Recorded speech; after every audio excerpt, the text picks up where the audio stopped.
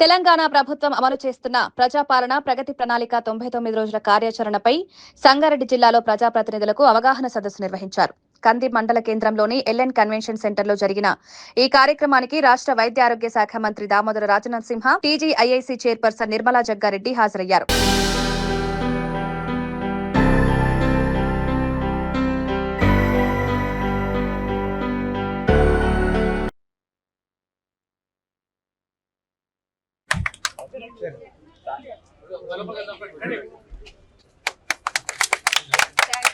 Thank you so much, sir.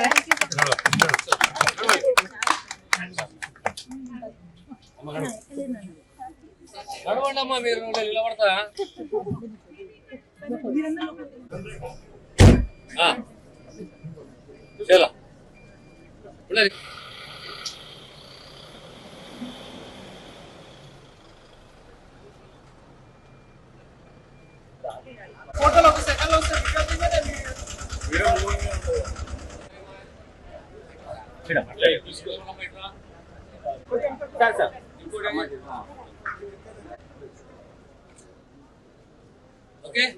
Okay. Start.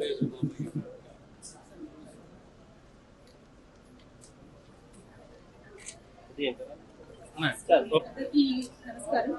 ఈరోజు Toshiba company నుంచి CSR కింద మనకి స్టూడెంట్ సీటింగ్ కెపాసిటీ, అలానే ఇంకొక బస్సు నర్సరీ కంటైనర్ వీటకన్నా women farmers producers company limited కి 10 lakhs వర్త్ ఇవ్వడం జరిగింది. ఈ 3 వాళ్ళు ఇచ్చారు. వీళ్ళకి ధన్యవాదాలు తెలియజేస్తున్నాను. చెట్లను మనం పెట్టేసి ఆ చెట్టును కాపాడే పంచాయతీ మున్సిపల్ విషయంలో తీసుకుంటే ఎంపీడబ్ల్యూ ఏదైతే ఉందో లేదు అంటే అక్కడ మనకు కావాల్సింది ఏంటంటే మల్టీపర్పస్ వర్కర్స్ ఎవరైతే ఉన్నారో ఇంక్రీజ్ చేసిన, అదేవిధంగా రాబోయే రోజుల్లో ఏదైతే కింద ఈ 20% ఏదైతే ఉందో 20 ఫైమ్ గారికి అలాగే బ్యాడ్జ్ అలంకరణ చైర్మన్ గారికి మరి నాటి కార్యక్రమం ప్రజాపాలన మరి ప్రగతి ప్రణాళిక మరి ఇక్కడ ఇచ్చేసిన సర్పంచ్లు, municipal chairman, vice chairman, ward మెంబర్లు అందరూ కూడా పేరు మరి కాంగ్రెస్ ప్రభుత్వం వచ్చిన మొదట్లోనే చెప్పడం జరిగింది, ప్రజాపాలన ప్రజల కోసమే ఈ ప్రభుత్వం ఉంది అని చెప్పడం జరిగింది. అదే దృష్టితో ఈరోజు ముఖ్యమంత్రి రేవంత్ రెడ్డి గారు మరి ఈ కార్యక్రమం తీసుకోవడం జరిగింది. ఈ కార్యక్రమంలో మీరందరూ కూడా భాగస్వాములు కావాలి.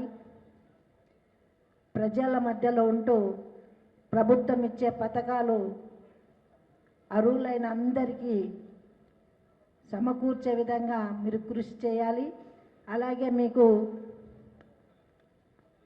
అందుబాటులో ప్రభుత్వ అధికారులు ఉంటారు, వాళ్ళ సహాయంతో మీరందరూ కూడా మంచి పని చేసి ప్రజల్లో ప్రభుత్వం ఇచ్చే పథకాలన్నీ కూడా తెలియజేయాలి.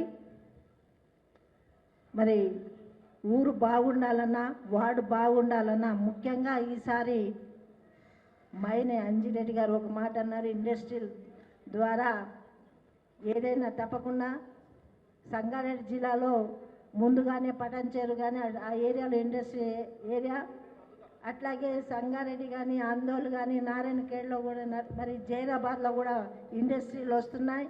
తప్పకుండా చదువు లేని వాళ్ళు, చదువున్న వాళ్ళు స్కిల్ డెవలప్మెంట్ ద్వారా వాళ్ళకి సర్టిఫై చేసి ఉద్యోగాలు తప్పకుండా ఉపాధి ఉద్యోగాలు కల్పించే వరకు మరి నేను కూడా మీతో సహకరిస్తా. మీకు ఏది ఉన్నా కానీ నాకు ఫోన్ చేయండి. మరి తప్పకుండా ప్రజల్లో మంచి చైతన్యం తీసుకొచ్చే విధంగా మీరందరూ కూడా ముందుకు రావాలి అని కోరుకుంటూ సెలవు తీసుకుంటున్నాను. జై హింద్.